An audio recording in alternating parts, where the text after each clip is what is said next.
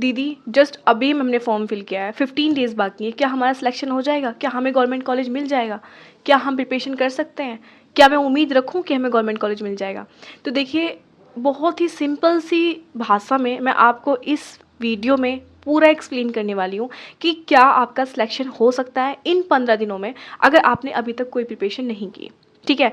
तो बहुत ही आपको ये बात मेरी थोड़ी-सी कड़वी भी लग सकती है और आप खुश भी हो सकते हो। वो डिपेंड करता है कि आप किस टाइप के स्टूडेंट हैं, ठीक है? फिर उसके बाद आपको ईज़िली समझ में आ जाएगा कि मैं कहना क्या चाहती हूँ। इसलिए वीडियो को बहुत ही ध्यान से और बहुत ही प्यार के साथ देखना, और चैनल पर नए हैं तो सब्सक्राइब ज़रूर करना। तो hello friends, my self Tanya Khan Saifi and I am a BSc nursing student of 4th semester. फिलहाल मैं प्राइवेट कॉलेज से बीएससी नर्सिंग कर रही हूँ। मैंने 2024 में एग्ज़ाम दिया था यूपी सीनेट, जिसमें मेरे 200 में से 132 मार्क्स थे। मैं ये बताना बहुत ज़रूरी समझती हूँ कि हाँ, मुझे गवर्नमेंट कॉलेज नहीं मिला, लेकिन इसमें मुझे कोई रिग्रेट नहीं है। मैंने फुल प्रिपरेशन की थी, अच्छे से एग्ज़ाम दिया था, डेडिकेशन के साथ दिया था, लेकिन फिर भी मेरा 2-4 नंबर से अगर मेरे को गवर्नमेंट कॉलेज नहीं मिल पाया तो मैं अपने आप को फेलियर नहीं समझती। मैंने कितनी हद तक मेहनत की थी और मैंने किस हद तक उस चीज़ को अचीव करने के लिए अपनी टारगेट किया था, उस चीज़ को और अचीव करने के लिए कितनी मेहनत की थी, वो मैं ही जानती हूँ। तो मुझे कोई रिग्रेट नहीं है। अगर मैं मेहनत में कोई कमी छोड़ती और फिर भी मुझे गवर्नमेंट कॉलेज नहीं मिलता तो शायद मैं रिग्रेट करती, बट अभी फ़िलहाल मुझे कोई रिग्रेट नहीं है। और मैं एक अकेली ऐसी लड़की हूँ, कॉन्फिडेंट के साथ मैं वीडियो बनाने बैठती हूँ और आप लोगों को मैं सपोर्ट करती हूँ, आप लोगों को मोटिवेट करती हूँ। तो आप लोग मुझे प्यार भी बहुत देते हो। बहुत सारे स्टूडेंट हैं जो बहुत सारा प्यार मुझे देते हैं और सपोर्ट करते हैं, क्योंकि मुझे आप लोगों के सपोर्ट की बहुत ज़्यादा नीड है, जैसे आप लोगों को हमारी सपोर्ट की बहुत ज़्यादा नीड होती है। तो थैंक यू सो मच। अगर आप मेरे चैनल पर नए हैं तो आप लोगों का बहुत अच्छे से मैं वेलकम करती हूँ। चैनल पर नए हैं तो आप पुराने भी आप होकर जाइएगा, चैनल को सब्सक्राइब कर दीजिएगा। ऐसे ही छोड़कर तो बिल्कुल मत जाना, क्योंकि बीएससी नर्सिंग से रिलेटेड जितनी भी इन्फॉर्मेशन होती है, जितनी भी डाउट होते हैं, जितनी भी परेशानी होती है, सभी कुछ इस चैनल पर आपकी सॉल्व कर दी जाएगी। सारे डाउट्स क्लियर हो जाएंगे। और ये इस बात के गवाह मेरे सब्सक्राइबर्स हैं जो कमेंट बॉक्स में हैं। तो जाएँ उनसे बात करें और पूछें कि दीदी सच में हेल्प करती हैं। और अगर आप यूपी सीनेट की प्रिपरेशन कर रहे हैं तो मॉडल्स पेपर मैंने अपने चैनल पर अपलोड किए हुए हैं। हाँ, उनका लेवल थोड़ा सा लो हो सकता है, लेकिन ये बिल्कुल भी नहीं है कि उस लेवल के क्वेश्चंस आपके एग्ज़ाम में नहीं पूछे जाते। एग्ज़ाम में ऐसे ही क्वेश्चंस पूछे जाते हैं, तो इसलिए आप क्वेश्चंस की प्रिपरेशन करते रहिए। हर प्लेटफॉर्म से कीजिए, कहीं से थोड़ी सी डिफ़िकल्ट कीजिए, कहीं से थोड़ी सी मॉडरेट लेवल की और कहीं से थोड़ी सी लो लेवल की। हर तरह के क्वेश्चंस आपको आने चाहिए ताकि आपकी एग्ज़ाम की प्रिपरेशन हर तरह से हो जाए। एग्ज़ाम का लेवल कुछ भी हो, आप बिना डरे और बिना झिझके आप अपने एग्ज़ाम में जो क्वेश्चंस हों उन्हें अटैम्प्ट करो और सही अटैम्प्ट करो, ठीक है? और भी आप ओएमआर शीट कैसे फिल करेंगे, कैसे एग्ज़ाम सेंटर पर जाना है, क्या-क्या चीज़ें फॉलो करनी है, सभी कुछ इस चैनल पर मिल जाएगा, इसलिए बने रहिए मेरे चैनल के साथ। बात करते हैं इस बात की कि क्या आपका 15 डेज़ में आपका सिलेक्शन हो सकता है। तो बहुत ही आराम से, बहुत ही प्यार से मैं आपको इस चीज़ का सॉल्यूशन बताती हूँ कि देखिए, कुछ स्टूडेंट्स ऐसे हैं जो 2-2 बार ड्रॉप ले चुके हैं यूपी सीनेट एग्ज़ाम के लिए और वो अभी भी प्रिपरेशन कर रहे हैं। कुछ स्टूडेंट्स ऐसे होते हैं जो बहुत ही ज़्यादा ओवर स्मार्ट होते हैं, बहुत ही ज़्यादा मल्टी टैलेंटेड होते हैं।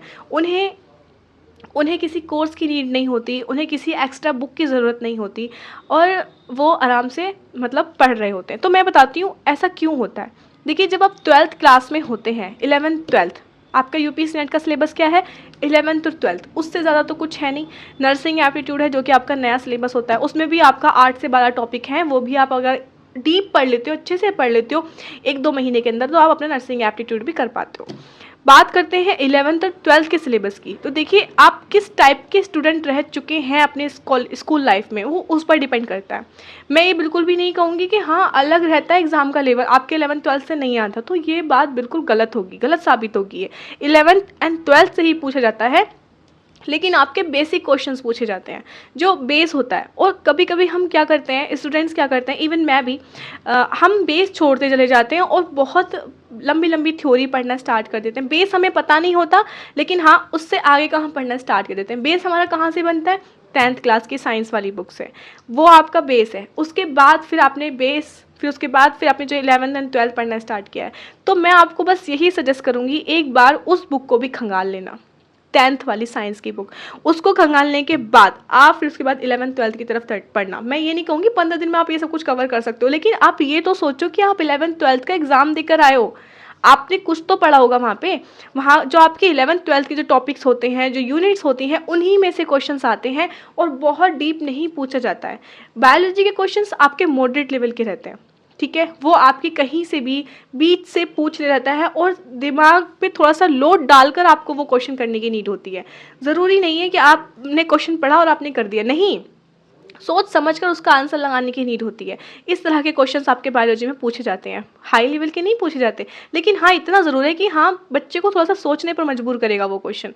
बेसिक बायोलॉजी में बहुत कम क्वेश्चन आपको मिलेंगे। फिजिक्स और केमिस्ट्री आपने 11th-12th में जो भी पढ़ा है, अगर अच्छे से आपने पढ़ा है तो आप इजीली कवर कर सकते हो। ये मैं उन स्टूडेंट्स की बात कर रही हूँ जो अभी अभी अपना एग्ज़ाम फॉर्म भर के बैठे हैं और अब एग्ज़ाम की प्रिपरेशन कर रहे हैं। फिजिक्स और केमिस्ट्री आपका बेसिक पूछे जाते हैं, पहले 10th की बुक पढ़ें, ठीक है। अगर आप अच्छे स्टूडेंट हैं 2 से 3 दिन में आप वो बुक कंप्लीट कर लोगे। डेडिकेशन के साथ पढ़ो, 15 दिन बचे हैं, कुछ काम मत करो, सब छोड़ दो, कोई शादी और कोई भी फंक्शन अटेंड मत करो, कहीं भी मत जाओ, 15 दिन की तो बात है। अच्छे मार्क्स आ गए, गवर्नमेंट कॉलेज मिल गया, तो फिर आपकी लाइफ सेट हो जाएगी, आपका नाम हो जाएगा फैमिली में भी कि हाँ बच्चे ने इतनी जल्दी पढ़ के अपना जो एग्ज़ाम है वो क्लियर कर लिया। आपको फिजिक्स केमिस्ट्री 11th-12th पढ़ना है, स्टार्टिंग करनी है बेस से। बेस बहुत इंपॉर्टेंट है इसको, इस आपके एग्ज़ाम के लिए। फिजिक्स केमिस्ट्री की हम बात कर चुके हैं, मैं ज़रूरी ये नहीं कहूँगी 15 दिन में आपको कुछ भी भटकने की ज़रूरत नहीं है। कोर्स मत लेना, कोर्स मत लेना, वैसे भी इस टाइम पे कोर्स लेना बिल्कुल फिजूल की बात है, लेकिन हाँ एमसीक्यू प्रैक्टिस आप करते रहना। आपको क्या करना है, फिजिक्स केमिस्ट्री का कोई भी एक यूनिट उठाना है, डेली 2-2 यूनिट करो, डेली 1-1 यूनिट करो, कितनी आपकी कैपेसिटी है, कितने आपके पास टाइम है, कितनी आपकी स्पीड है, उसी के मुताबिक आप अपना फिजिक्स और केमिस्ट्री की 1 यूनिट उठाई, उसमें से अपना पहले छोटे छोटे रिवीजन नोट्स आप बना रहे चलो, साथ के साथ जब पढ़ रहे हो, 1 यूनिट इतनी ज़्यादा बड़ी नहीं होती। जब आप नर्सिंग में आओगे तब आप कैसे करोगे अगर आप अभी से 1 यूनिट कंप्लीट नहीं कर सकते। 1 यूनिट से 2 यूनिट आप कंप्लीट करो, 2 यूनिट पहले कंप्लीट करो, शॉर्ट नोट्स बनाओ, उन शॉर्ट नोट्स की बाद में रिवीजन हो जाएगा। शॉर्ट नोट्स भी बनाते चलो, शॉर्ट नोट्स अभी रिवाइज करो, जस्ट उसके बाद अपने उस यूनिट के एमसीक्यू प्रैक्टिस करो। इसी तरह से आपका अच्छे से रिवीजन हो जाएगा। 15 दिन आपके पास है, पूरी डेडिकेशन के साथ दिन में 8 से 10 घंटे पढ़ो, हो जाएगा, ठीक है। मैं ये नहीं कहूँगी कि नहीं हो सकता। अब बात करते हैं उन स्टूडेंट्स की जो 2-2 साल से प्रिपरेशन कर रहे हैं लेकिन उनको सही डायरेक्शन नहीं मिल पाती, वो सिर्फ इसी कन्फ्यूजन में रह जाते हैं कि पता नहीं हमारा होगा कि नहीं होगा। आप इस बात को दिमाग से निकाल दो, बस आप सिलेबस पे ध्यान दो कि क्या सिलेबस आता है और हमें क्या पढ़ने की नीड है, ठीक है। और बच्चे की कुछ क्वालिटी पर भी डिपेंड करता है, बच्चा किस टाइप का स्टूडेंट है, एवरेज है या फिर बैक बेंचर्स है, तो मतलब उस चीज़ पर भी डिपेंड करता है। आप सोच रहे हैं कि आप बैक बेंचर्स हैं और आपको आपने 11th-12th में कुछ भी नहीं पढ़ा और आप सोच रहे हैं 15 दिन में आप एग्ज़ाम क्लियर कर देंगे, तो वो सोच आपकी गलत है, आप नहीं कर सकते। हाँ प्राइवेट कॉलेज आप ज़रूर पा सकते हो, प्राइवेट कॉलेज आपको ईजिली मिल जाएगा। बाकी एग्ज़ाम के पैटर्न पर आपको क्या पता उस टाइम पे आपका लक काम कर जाए, तो वो मैं कह नहीं सकती। और रही बात nursing aptitude and English grammar की, देखिए नर्सिंग एप्टीट्यूड के 10 से 12 टॉपिक हैं, इंपॉर्टेंट हैं सारे और आपको अच्छे से पढ़ने की नीड है। आपको सारे एमसीक्यू प्रैक्टिस मेरे इस चैनल पर मिल जाएंगे, चैनल को सब्सक्राइब कर देना, प्लेलिस्ट आपको मिल जाएगी, जाकर चेक कर सकते हैं, वहाँ जाकर अच्छे से अपनी एमसीक्यू प्रैक्टिस कर लें, ठीक है। मॉडल पेपर भी मैंने अपलोड कर रखे हैं, 7-8 मॉडल पेपर मैं अपलोड कर चुकी हूँ, वो मॉडल पेपर जाकर चेक करें। उन मॉडल्स पेपर में 120 क्वेश्चन, जो पैटर्न आपका एग्जाम का होता है, जो लेवल होता है, उसी लेवल और उसी पैटर्न के मैंने एमसीक्यू उठाए हैं। 120 का आपका एक मॉडल पेपर है, ऐसे करके मैंने 7-8 मॉडल पेपर अपलोड कर रखे हैं, जाकर वहाँ से प्रैक्टिस करें। उन मॉडल्स पेपर की PDF चाहिए तो मेरे डिस्क्रिप्शन बॉक्स में आपको मेरे टेलीग्राम चैनल का लिंक मिल जाएगा, वहाँ से जाकर टेलीग्राम चैनल को ज्वाइन करें, PDF आपको वहाँ मिल जाएगी, वहाँ से भी प्रैक्टिस कर सकते हैं, ठीक है। तो ये रही आपकी वो बात, आपका डाउट क्लियर हो गया होगा कि हाँ आप कर सकते हो इजीली। 11th-12th का सिलेबस रहता है, बहुत बड़ी बात नहीं है। तो इसलिए अगर आपको मेरी वीडियो पसंद आई हो तो प्लीज़ चैनल को सब्सक्राइब ज़रूर करना और वीडियो को लाइक ज़रूर करना और प्यारा सा कॉमेंट करना। अगर चैनल पर नए हैं तो बिल्कुल भी ऐसे बिना कमेंट के छोड़ के मत जाना।